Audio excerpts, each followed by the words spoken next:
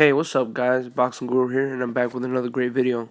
Well, Rigondeaux pulled out the race card, talking about how Bob Arum never gave him praise, how apparently you have to be Caucasian to be called the Matrix.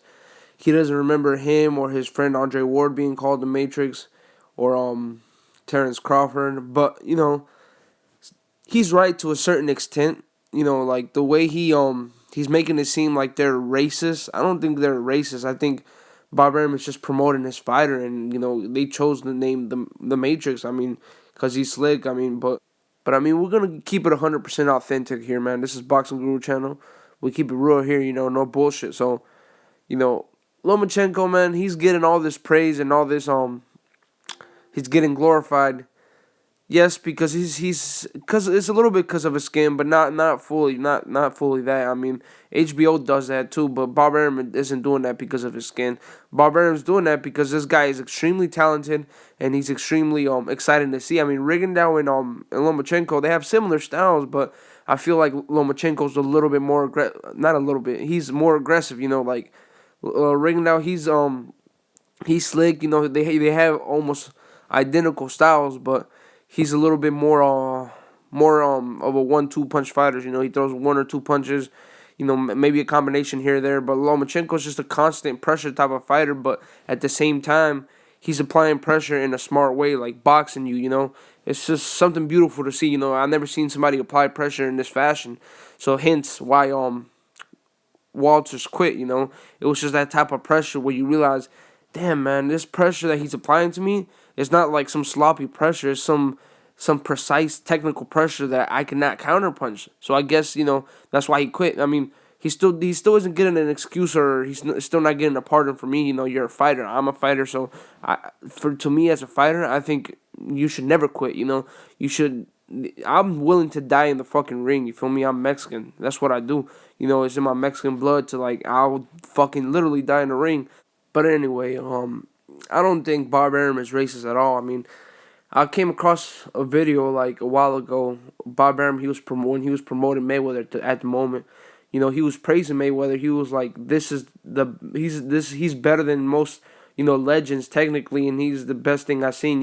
He was talking like a bunch of good things about Mayweather at that moment, because at that moment Mayweather was an aggressive fighter, but a boxer, but he was aggressive. He let his hands go.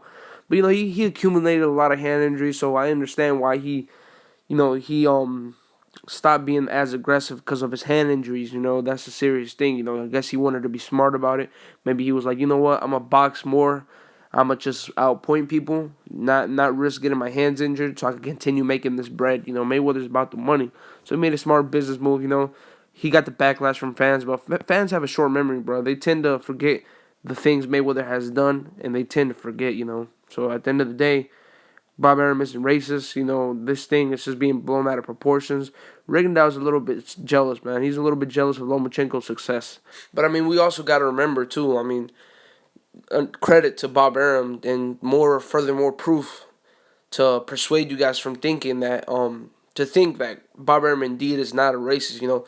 This is a guy who went out on the limb and he attacked, what's that boy's name, man? Don King, yeah, because Don King was endorsing Donald Trump, and we all know what Donald Trump is about. And Bob Arum, he went out on the limb and he cursed him out, and how could you betray your people that way, So, evidently, he's around a lot of minorities. Most of his fighters are minorities. So at the end of the day, just because he's praising one white Caucasian fighter who's a technical master and, definitely to me one of the best fighters I've seen in the ring in a while.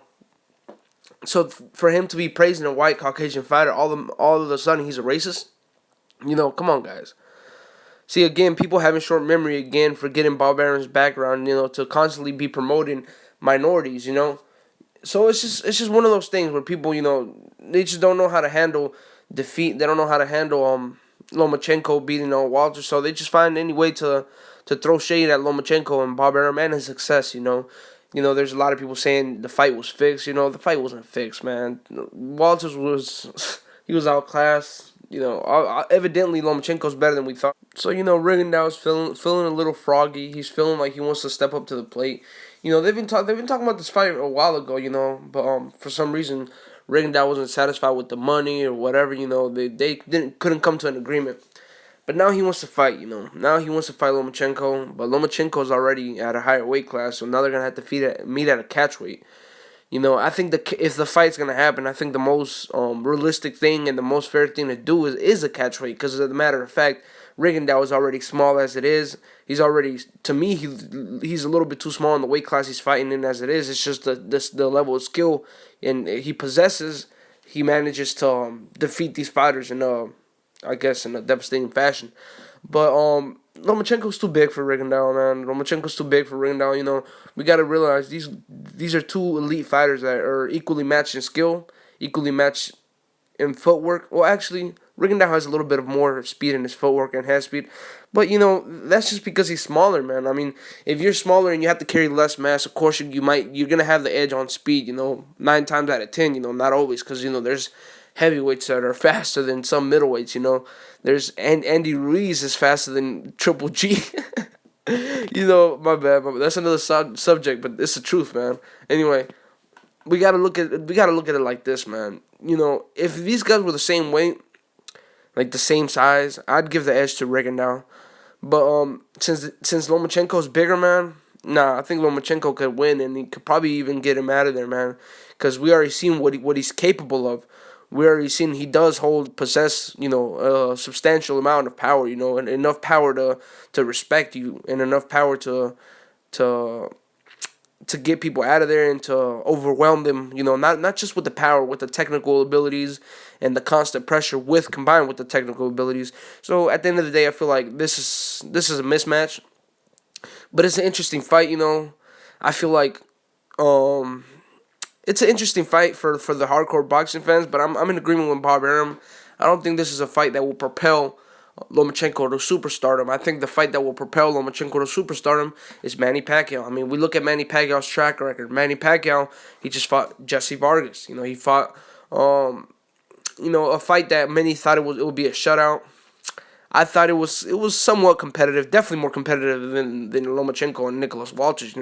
I thought it was competitive, but Manny Pacquiao's experience and speed, played a major role, and he was able to win the fight, convincingly. Some people may think it was in a dominant fashion. I thought it was close in some spots, so I thought it was competitive. I didn't think it was close. Andre Ward versus Kovalev was close, but I feel like the Manny Pacquiao fight will be a more marketable fight. I feel like it'd be a smart move for Bob Arum to make, but it wouldn't be smart for Manny Pacquiao. But I already see what he's doing. He's trying to use Manny Pacquiao's name. He's trying to kind of pass the torch on to Lomachenko, because I think Lomachenko could defeat Manny Pacquiao, especially the Manny Pacquiao we see now. Not a dominant Manny Pacquiao as he was back in the day. But evidently, this fight will do good numbers. We're already seeing what numbers they did with Jesse Vargas, which taking in consideration the state of boxing, it was decent numbers. 300,000 buys. That's like back in the day. That's like making 800,000 buys. Back in the day when people were making a million buys. I guess now the top level, the top notch buys will be like 600,000, 700,000, but. Whatever. I think this fight, Lomachenko versus Manny Pacquiao, I think it'll do decent numbers. It'll probably do like around 400,000 buys, give or take. But at the end of the day, yeah, I don't want to see this Rigondeaux Lomachenko fight unless it's in the catchweight. And if it does happen in the catchweight, I got Lomachenko by late stoppage. This is Boxing Guru signing out. Take the time to subscribe.